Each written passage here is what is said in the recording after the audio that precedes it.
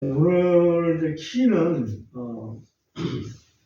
결국은 이삭하고 관계된 하나님의 어떤 명령과 약속이라고 볼 수 있겠죠.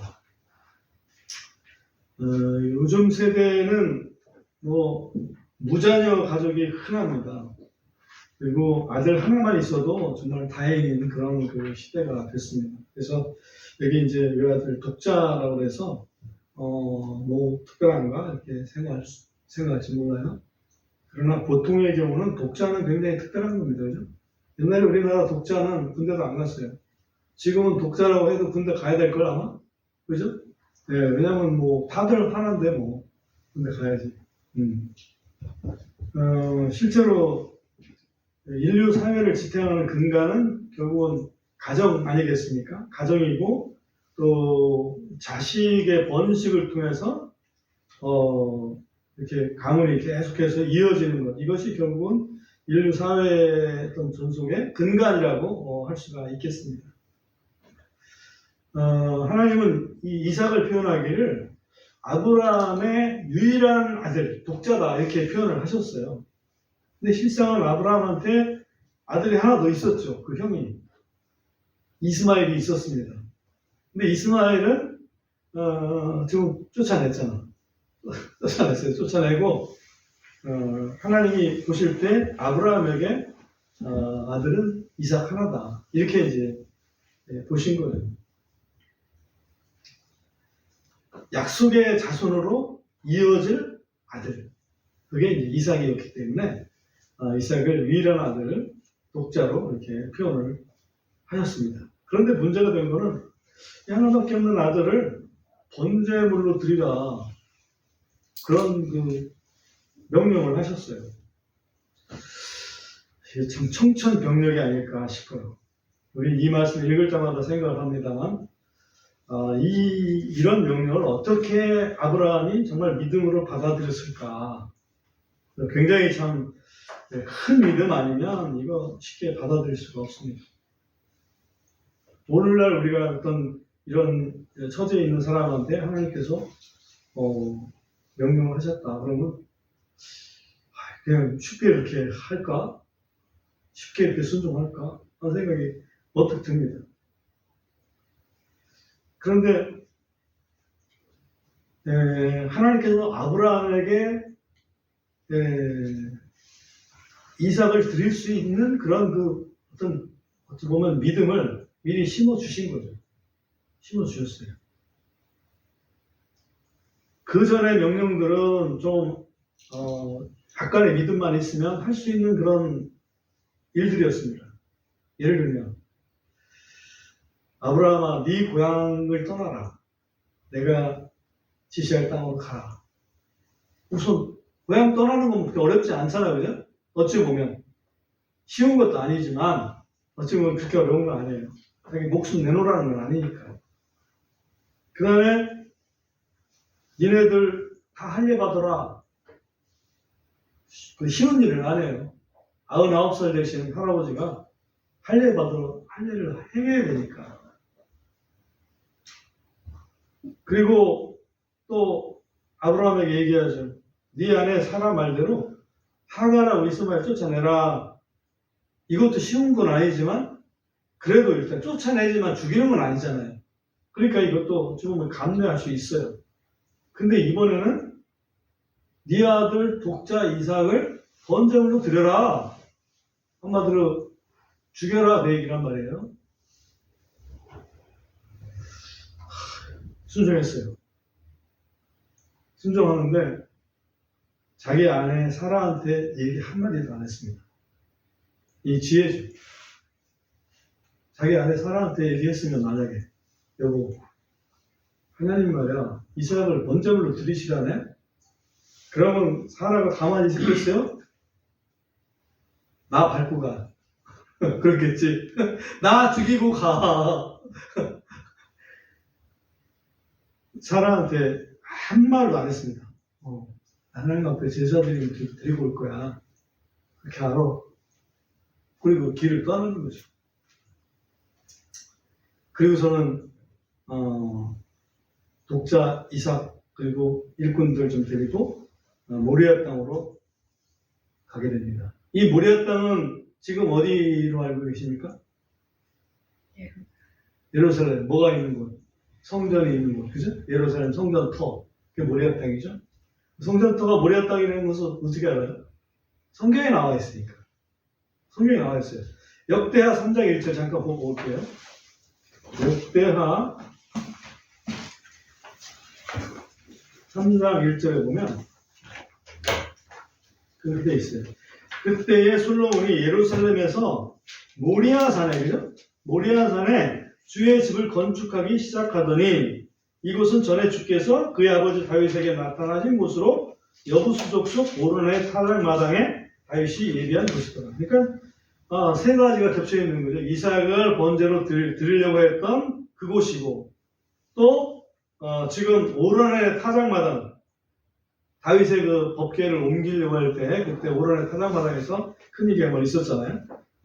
그곳이고, 그 다음에 이제 거기에 예루살렘 성전을 건축한 곳이고, 그러니까 다 한 곳이죠. 그러니까 예루살렘은 하나님께서 특별하게 이렇게 택하신 곳이고 예비하신 곳이지 그냥 우연히 갑자기 어느 날 갑자기 예를 들면 솔로몬이 예루살렘에다 성전 지었으니까 예루살렘을 그냥 귀하게 여기신다, 그게 아니란 말이죠. 처음부터 정해놓으신 곳이었다. 그리고 이제 모리아 땅으로 이제 부르시죠. 모리아 땅으로 부릅니다. 근데 보통은 명령을 하실 때 약속을 겸해서 주십니다. 그래서 그 명령 잘 순종하면, 수행하면 이런 약속이 있을 거야. 근데 이번에 제물로 바치라고 하면서는 전혀 그런 약속을 더해주진 않았어요. 더 황당한 거죠. 언제 드려라. 아무 약속도 주지 않았어요. 그런데 아브라함은 그 전에 하나님께서 주신 약속들을 기억을 해냅니다. 바로 21장에, 그 앞에 21장에 보면 12절 보면 이렇게 되어 있어요. 하나님께서 아브라함에게 이르시되 그 아이나 내 노예 여자 때문에 그것이 내 눈에 근심이 되지 않게 하고, 이 말은 이스마엘하고 하갈 얘기하는 거예요. 사라가 내게 말한 모든 곳에서 그녀의 목소리에 귀를 기울이라. 이는 내 씨가 이삭 안에서 부름을 받을 것이기 때문이라. 그러니까 이삭의 후손이라야 네 후손이라고 얘기를 할 거다.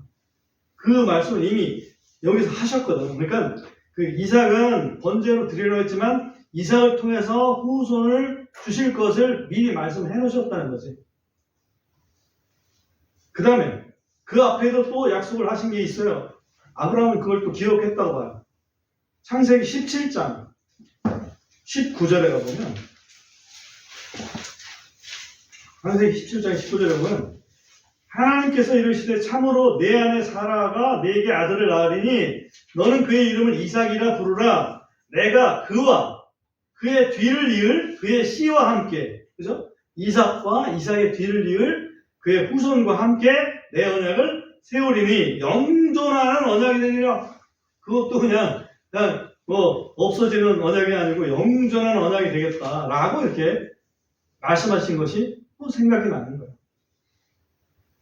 그래서 아브라함은 순종합니다. 신약에서 그거를 해석을 해줬는데, 신약 성경은 잘 알지만 믿음의 장 히브리서 11장에서 아브라함의 그 당시의 믿음을 어떻게 표현하고 있냐면, 자기가 이삭을 드린다 하더라도 하나님께서 그 죽은 자로부터라도 이삭을 일으켜 세우실 수 있다, 부활시켜 주실 수 있다 라고 생각했다는 거예요. 히브리서 확인하고 지나갑시다. 히브리서 11장 19절. 히브리서 11장 19절에 보면 하나님께서 심지어 죽은 자들로부터 능히 그를 일으켜 세우실 수 있다고 생각하였으므로 또한 그가 죽은 자들로부터 그를 모형으로 받았느니라. 믿음으로 이삭은 다가올 것들에 관하여 야곱과 에서를 축복하였느니라. 이렇게 쭉 계속 나오는데, 아무튼 그 이삭이 내가 이삭을 번제물로 드린다 하더라도 하나님께서는 그 죽음 가운데서 살려내실 것이다 라는 생각을 가지고 있었다라고 신약에서는, 다시 말하면 성령께서는 그렇게 해석을 해주신다는 거예요. 그냥 우리 일방적인 우리의 생각이 아니고, 그죠? 그렇게 해석을 해주셨다는 거지, 성령께서. 모리아 언덕에서 아브라함은 이삭만 데리고 올라갑니다. 번제 화목으로 쓸 장작더미 이삭 등에 지어준 채로 올라갑니다. 근데 그때 아들이 아버지한테 묻죠? 아버지, 이 나무도 있고 이 횃불도 있는데 번제 드리려면 어린 양이 있어야 하지 않나요? 이렇게 묻는 거지. 근데 어린 양은 없는데 이거 누구를 드리려고 하는 거냐고 이렇게 묻는 거죠. 근데 그때 그 아브라함의 믿음이 너무나 빛납니다. 그 대목이 너무나 빛나요. 뭐라고 여러분 기억납니까? 그때 아브라함이 그 아들한테 얘기를 하는 거죠. 거기에 한번 보세요. 8절, 창세기 22장 8절 한번 보세요. 거기 보면 아브라함이 이르되 내 아들아, 하나님께서 친히 번전물을 위한 어린 양을 예비하시리라. 하나님께서 예비해 주실 거야. 그때라도 예를 들면 야, 너가 재물이야 이렇게 얘기하지 않았다는 얘기죠. 이 믿음이라는 거는 그런 것 같아요. 우리가 현실하고 믿음이 괴리가 있잖아요. 그러면 현실은 이런데 믿음은 이렇다라고 이렇게 설명을 하는 게 아니라 현실은 아예 얘기를 안 해. 믿음은 보이는 것만 얘기하는 거예요. 예를 들면 현실은 너 안 낳았지만 믿음으로 보면 너 낳은 거야. 그렇게 얘기하는 게 아니라 너 낳았어. 예수님의 이름으로 너 낳았어. 라고 해주는 거죠. 이게 믿음이라는 거죠. 현실은 안 낳았지만 낳은 걸로 봐. 그러자고 응? 그렇게 설득하는 게 아니야. 이삭한테 야, 네가 재물이지만은 하나님이 딱 재물 준비하실 거야. 이렇게 얘기하지 않는다니까? 하나님이 재물을 준비하실 거다. 그게 믿음이라는 거예요. 이게 아브라함의 대답이 나는 너무 놀랍다고 생각했어요. 그때도 굉장히 당황했을 것 같거든요. 어떻게 대답하지? 실상은 말이야, 너 제물로 드리라는 거야. 이렇게 고백을 해야 되나? 고민하지도 않았어요. 완전 믿음으로 얘기하는 아들아, 번제를 어린 양 하나님이 친히 준비하실 거야. 걱정하지 마. 한마디로 그런 얘기죠. 그리고 올라갑니다. 계속 둘이. 등에 번제물로 쓸 화목을 이삭이 지고 가죠. 이건 어떤 모습입니까? 예수님께서 자기가 짊어진 십자가를 지고 가는 그런 모습이죠. 한 걸음 한 걸음 가는데 그 정도는 지고 갈 수 있는 그 소년이니까 할 수 있어요. 근데 아브라함은 다 알았잖아. 아버지는 어떤 지금 상황인지 다 알아. 그러니까 한 걸음 한 걸음 같이 가지만 얼마나 무거웠을까 발걸음이. 아브라함은 그런 생각이 엄청 들었습니다. 그러니까 하나님께서 그 예수 그리스도께서 그 십자가를 지고 이렇게 올라가실 때 하나님은 그걸 보고 계셨잖아요. 사실은 보고 계시고 사실은 하나님이 함께하고 계셨던 거지. 근데 얼마나 힘들었을까. 예수님도 힘들었겠죠. 물론 넘어지고 막 그래서. 근데 그 아버지의 심정은 어땠을까? 그걸 좀 더 느낄 수가 있더라고요. 결국 그 나무를 벌려놓고 그 위에 이삭을 제물로 올려놓은 것처럼 십자가 위에 예수님을 올려놓고 못을 박았던 거죠. 그죠? 네, 그 완전한 그림입니다. 네, 마침내 22절 9절에 보면 그들이 하나님께서 그에게 말씀하신 곳에 이르러서 아브라함이 거기에 제단을 쌓고 가지런히 나무를 놓고 자기 아들 이삭을 결박하여 제단의 나무 위에 놓았더라. 이삭을 결박해서 놓았습니다. 그런데 그 막상 거기에서 어린 양도 없고 그런 상태인데 이삭은 가만히 또 묶여 있더라고요. 이삭의 믿음도 대단하지 않나 싶어요. 이삭은 아무 소리 하지 않았습니다. 아마 몹시 두려웠을 거지만 아무 얘기하지 않았어요. 주님께서 겟세마네 동산에서 3시간 동안 기도했습니다. 내가 아주 근심이 되고 아주 힘들다라는 그런 심정을 제자들한테 토로하면서 3시간 동안 축원하고 기도했습니다. 그런데도 이삭은 한마디도 안 했어요. 아버지한테 아무런 저항하지 않았어요. 그리고 그냥 묶여줍니다. 어떻게 그 이삭은 그런 걸 견뎌낼 수 있었을까? 아버지에 대한 엄청난 믿음을 가지고 있었던 거지. 왜냐하면 이삭이 태어날 때 아버지가 100살이었고 엄마가 90살이었던 거 알잖아요. 그리고 어떤 그 연유를 통해서 자신이 태어났는지 그걸 다 들었단 말이에요, 사실은. 성경에 뭐 그걸 다 얘기해줬다는 말은 없지만 다 들었다고. 그래서 아버지가 하시는 일 하나하나가 그냥 보통 한 게 아니고 하나님께서 이렇게 역사하셔서 하는 거라는 걸 잘 알았어요. 그래서 그랬는지 그런 잠잠히 있었습니다. 아브라함이 마침내 이삭을 칼로 죽이려는 그 순간 하늘에서 천사가 큰 음성으로 부르죠. 아브라함아, 아브라함아. 이게 창세기 22장 11절이죠. 이에 주의 천사가 하늘에서부터 그를 불러 이르시되 아브라함아, 아브라함아. 그러니까 내가 여기 있나이다. 12절 그분께서 이르시기를 내 손을 그 아이에게 대지 말라. 너는 아무 일도 그에게 하지 말라. 이는 내가 내 아들 곧 너의 유일한 아들이라도 내게 아끼지 아니하였으니 네가 하나님 경외하는 줄을 이제 내가 알기 때문이다. 이게 이제 천사의 음성이 들렸습니다. 그때의 그 아브라함과 이삭의 심정은 정말 그렇지. 완전히 뭐 극과 극이잖아요. 이제 거의 이제는 죽음이다, 난 죽었다 이렇게 생각을 하는 순간에 죽지 않도록 그렇게 아껴주신 거 아닙니까? 만약에 이삭이 죽는다. 그럼 이삭이 죽었다고 해서 인류가 대속될 수 있는 건 아니잖아요. 그죠? 이거 그림이라고 그냥 예수님에 대한 그림이기 때문에 그 그림을 이삭을 죽여서까지 할 필요는 없었던 거지. 이삭이 죽는다고 해서 인류의 죄가 대속될 수 있는 건 아닙니다. 인류의 죄를 대속할 수 있는 죽음은 유일하게 예수님의 죽음이죠. 그죠? 이건 완전히 모형이었단 말이지.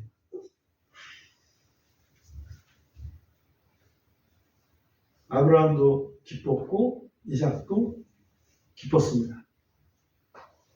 순종은 어렵습니다. 그런데 그 순종의 결과는 그 무엇과도 비교할 수 없는 그런 기쁨이고 또 하나님께서 주시는 영광이다. 이렇게 이해를 할 수가 있습니다.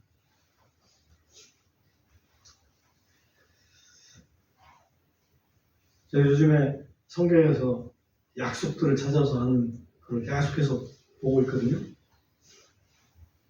근데 나중에 스가랴 볼 때 한 번 더 보겠지만 스가랴서에 보니까 그런 의미가 있어요. 무슨 의미가 있냐면 하나님께서 우리에게 명령과 약속을 주신다. 명령과 약속을 주시는데 그 명령은 우리가 순종을 해야 되고 약속은 우리가 믿어야 된다. 당연하잖아요. 약속 믿어. 그런데 거기에 하나 더 있더라고. 믿으면 그 약속이 이루어지도록 네가 간구해야 된다. 약속은 있어. 근데 약속이 있는데 그것이 이루어지도록 간구해야 된다. 이게 믿음이더라고. 간구하는 게 믿음이야. 그러니까 우리는 하나님 뭐 알아서 해주시겠지. 내가 뭐 예수 믿었으니까, 나 구원 받았으니까, 하나님 알아서 다 해주겠지. 뭐 내가 뭐 죄를 짓거나 말거나 뭔 상관이야. 하나님이 원하시는 건 그게 아니고 우리가 하나님의 자녀 되었으니 자녀답게 정말로 하나님 앞에 기도하면서 살아가는 거, 그걸 원하시는 거더라고요.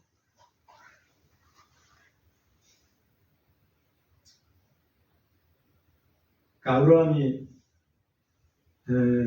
믿음이라는 게 참 믿음의 사람이라는 게 말이 쉽지 순종은 어려운 거예요. 특히나 자기 목숨, 내 목숨하고 좀 바꿔주십시오라고 할 정도의 그런 심정의 어떤 그 문제가 딱 맞닥뜨려졌을 때 그래도 거기서 아무 말 안 하고 그냥 순종했다는 거지. 왜? 하나님 믿으니까.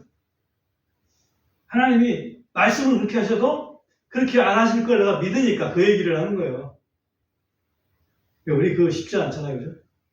우리 말꼬투리 딱 하나 때문에 부부싸움 하잖아요.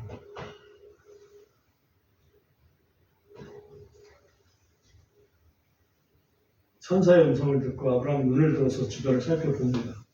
그랬더니 순양 한 마리가 그 뿔이 덩굴에 걸려가지고 꼼짝사정 못하고 있는 거죠. 하나님께서 저놈 대신 재물 마련해 주셨구나. 재물 잡아다가 번제 멋지게 드리고 아주 손에 손잡고 아마 이삭 손잡고 내려오지 않았을까 그런 생각이 들어요. 얼마나 감사드렸겠어요.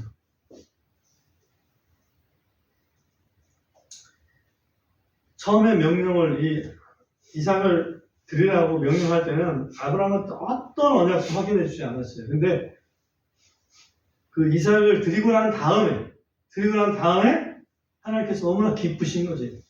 16절 한번 볼까요? 22장 16절. 이르시되 주가 말하노라. 이 주자가 대문자 크게 하면은 여호와가 말하노라 이렇게 된 거예요. 내가 나를 두고 맹세하였노니 이는 내가 이 일을 행하여 내 아들 곧 너의 유일한 아들을 아끼지 아니하였기 때문이라. 나를 두고 맹세했다 이게 맹세. 하나님께서 맹세를 하셔요. 성경에서는 하나님께서 맹세하신 이유는 나를 두고 맹세하신 이유는 다른데 어떻게 맹세할 하나님 자신보다 더 큰 게 없기 때문에 자기 자신을 두고 맹세를 했다 이거예요. 그렇게 표현을 하고 있어요. 그러면서 약속을 주신 게 17절입니다. 17절을 보면 내가 네게 복에 복을 주고 네 씨를 하늘의 별들과 같이 또 바닷가의 모래와 같이 번성하게 하리니 네 씨가 자기 원수들의 문을 소유할 것이며 또 네 씨 안에서 땅의 모든 민족이 복을 받으리니 이는 내가 내 음성에 순종하였기 때문이니라 하시더라. 여기에 이제 그 아브라함이 이삭을 드린 후에 확답받는 그런 그 약속이죠. 엄청난 언약입니다. 그래서 아브라함 때문에 우리는 땅의 모든 민족 속에 속한 우리이죠. 땅의 모든 민족이 복을 받으리니 우리가 복을 받게 됐습니다. 아브라함 때문에. 그 복은 뭡니까? 예수 믿고 하나님의 아들이 되는 그런 복을 받게 됐다. 그 얘기입니다.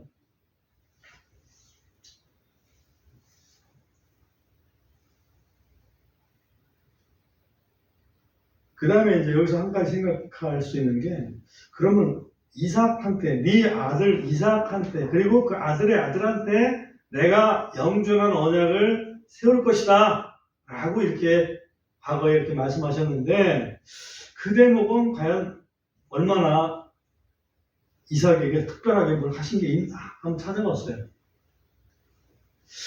이삭에게 특별하게 이렇게 두드러지게 깍둑이라고 찾기가 좀 쉽지는 않더라고. 근데 있긴 있어요. 창세기 26장 가보겠습니다. 창세기 26장. 26장에 3절에 가보면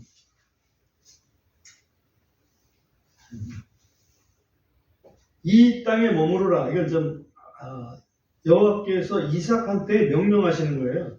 이 땅에 머무르라. 그리하면 내가 너와 함께 있어 네게 복을 주리라. 이는 내가 이 모든 지역을 너와 네 씨에게 주고 내가 네 아버지 아브라함에게 맹세한 것을 행할 것이기 때문이라. 아버지한테 맹세했던 거, 그게 바로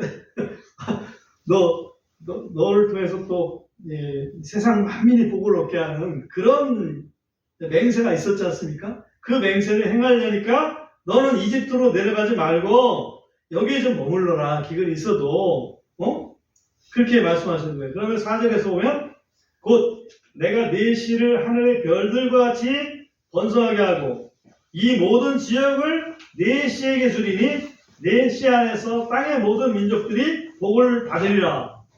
똑같이 명령을 한 번 더, 약속을 한 번 더 주시잖아요.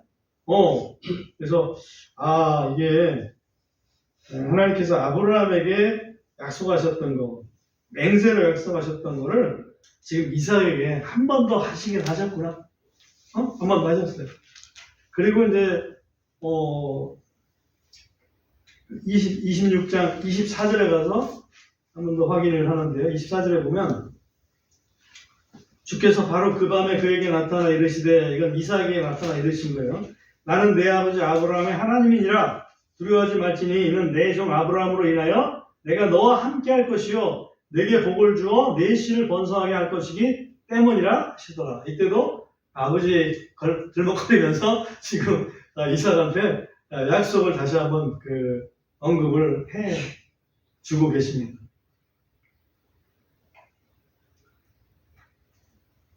그 덕분에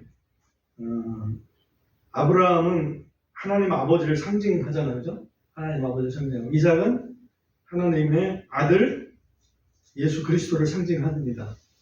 그래서 그 상징뿐만 아니라 실제로 이스라엘은 당연히 이삭을 통해서 이스라엘 민족이 형성이 되는 거고 또 이스라엘에 대한 그런 그 약속도 이루어지지만 우리 온 땅에 이 약속이 적용되는 것은 온 땅에 그리스도로 말미암아서 그죠? 그리스도로 말미암아서 우리가 하나님의 복을 누리게 되는 이 약속으로 이렇게 승화된 것을 알 수 있습니다. 그 약속 중에서 한 가지만 더 말씀드리면 네 씨가 자기 원수들의 문을 소유하리라 이런 표현이 있어요. 네 씨가 자기 원수들의 문을 소유하리라.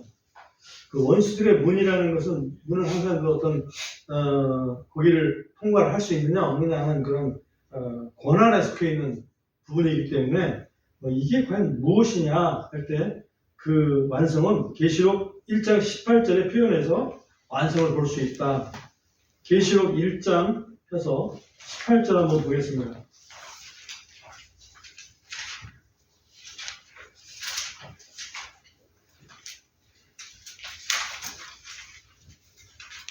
첫째로 보면 나는 살아있는 자니 나는 여기 예수님이죠. 나는 살아있는 자니 전에는 죽었으나 보라 나는 영원 무궁토록 살아있노라. 아멘. 또 나는 지옥과 사망의 열쇠들을 가지고 있노라.